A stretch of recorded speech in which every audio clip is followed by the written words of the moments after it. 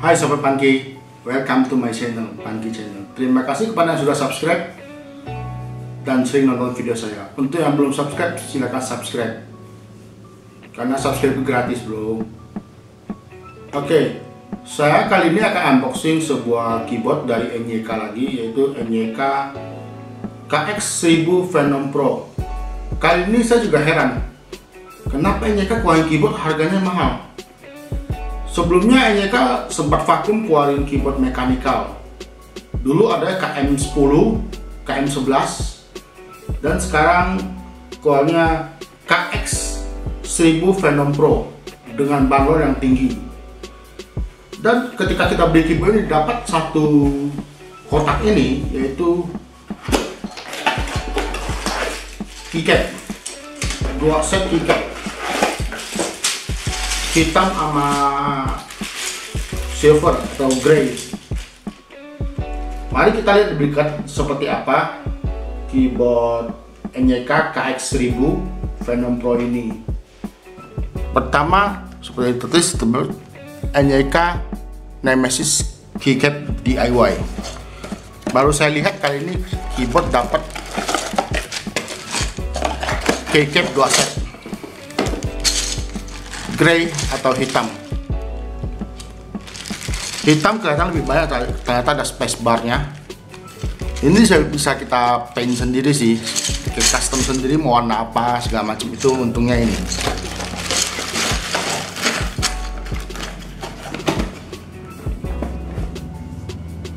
Di sini terdapat form multimedia function dan detachable handrest. Handrestnya bisa dicopot dan dipasang lagi. Waterproof dan dustproof, standarnya IP6. Kita lihat belakangnya.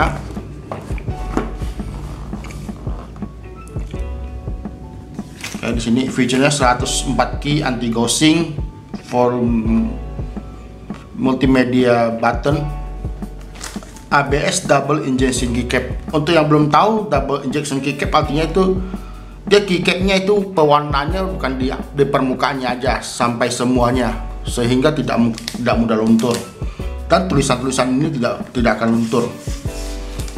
RGB keyboard frame, jadi underglow istilahnya, ada sebagian sebutnya underglow. Detachable handrest, aluminium top cover dan aluminium wheel. Covernya atasnya aluminium dan ada satu wheel ini. Wheel saya belum tahu apa wheelnya. Wheel ini fungsinya buat apa? Oke, kita lihat di sini sama tentang LED-nya. FN insert, F5 LED mode, dan fully spreading, two side spreading, single line spreading, single K LED on. Oke, lalu ada 11 LED mode lagi, RGB wave, constant, single, RGB wave. Wah, ini banyak RGB nya, RGB red, RGB segala macam. Ada 6 lagi RGB mode, banyak banget. Ntar saya kasih zoom di daerah ini biar nanti waktu settingnya kita tahu. Oke, kita langsung buka aja seperti apa keyboardnya.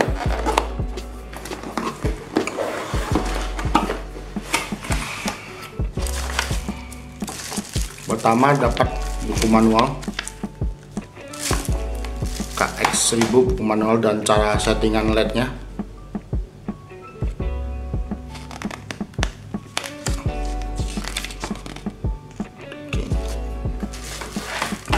Dan handrestnya dari plastik, tidak terlalu berat handrestnya. Terdapat 6 biji bantalan, 6 piece bantalan untuk anti geser.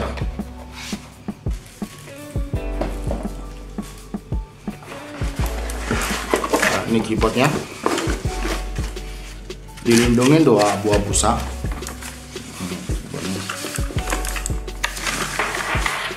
Untuk basic keyboardnya lumayan berat karena memakai aluminium. Dan di sini sudah terdapat kombinasi untuk keycapnya, grey dan hitam. Saya bingung, udah dapat grey banyak, kenapa dikasih grey lagi, bener nggak?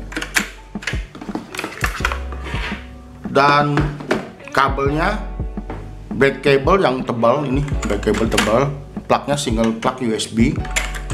Dan ini yang tadi ini mungkin multimedia functionnya untuk volumenya, karena di sini terdapat play, next dan pause. Ini multimedia functionnya, mungkin volumenya. Kita lihat belakangnya, terdapat dua adjustment untuk tinggi dan rendahnya keyboard. Dan di sini terdapat satu set bantalan anti slip lagi. Terdapat juga keycap puller dan cadangan 3 piece switch. Dan apabila switch kita rusak bisa kita ganti sendiri switchnya. Untuk keyboard soundnya dia clicky ya, karena dia tipe blue. Kita contohnya blue. Bisa dengar suaranya sama-sama. Dari segi build quality-nya ini sangat baik. Covernya udah aluminium di sininya dan sangat rapi. Itu alasannya kenapa mungkin harganya jadi 675, karena build quality sangat rapi. Dari belakangnya sangat rapi kelihatan, dari sampingnya kelihatan premium sekali. Mungkin NDK mau bermain di arah premium. Untuk tombol multimedianya tidak kelihatan di sini kan, tetapi ada fungsinya, itu FN Escape, itu untuk reset. FN S1 My Computer Homepage, FN F3 Mail, FN F4 Multimedia Function, FN F5 Last Track, FN F6 Play and Pause, Next Track.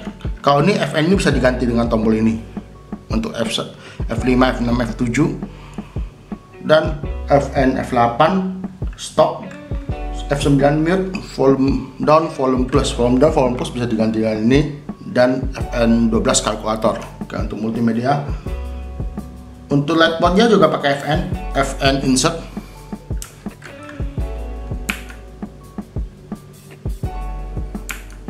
Untuk LED mungkin saya gelapin lampu saya dulu ya, saya nggak kelihatan kalau pakai ginian.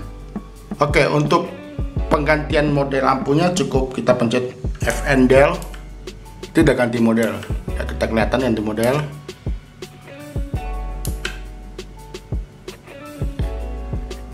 Nanti untuk penggantian LED-nya kita beli keyboard ini juga ada keterangannya di boxnya, di buku manualnya, jadi saya tidak perlu menjelaskan panjang lebar biar videonya tidak terlalu panjang. Oke, sudah sama-sama kita lihat seperti apa keyboardnya dan apa yang didapat di dalamnya. Kesimpulan saya untuk pro-nya, keyboard ini desainnya compact, bahannya kokoh yaitu materialnya aluminium, dan beratnya kelihatan barang bagus. Untuk LED-nya cocok kalau kamu mau cari LED yang terbaik, ini lampunya paling terang. Dan terdapat aksesoris yang menunjang yaitu switch dan keycap puller. Jadi ketika kita mau ganti keycap gampang. Oke, nggak ada halangan sama sekali ganti keycap. Nah, terdapat cadangan switch, itu pro-nya. Dan handrest yang membuat kenyamanan ketika kita dalam hal mengetik. Ini pro-nya. Con-nya cuma satu, harganya agak mahal, 675. Tapi harga yang saya sebutkan ada harga SRP. Mungkin sobat-sobat bisa dapat harga di bawah itu. Oke, sampai di sini video unboxing. Terima kasih.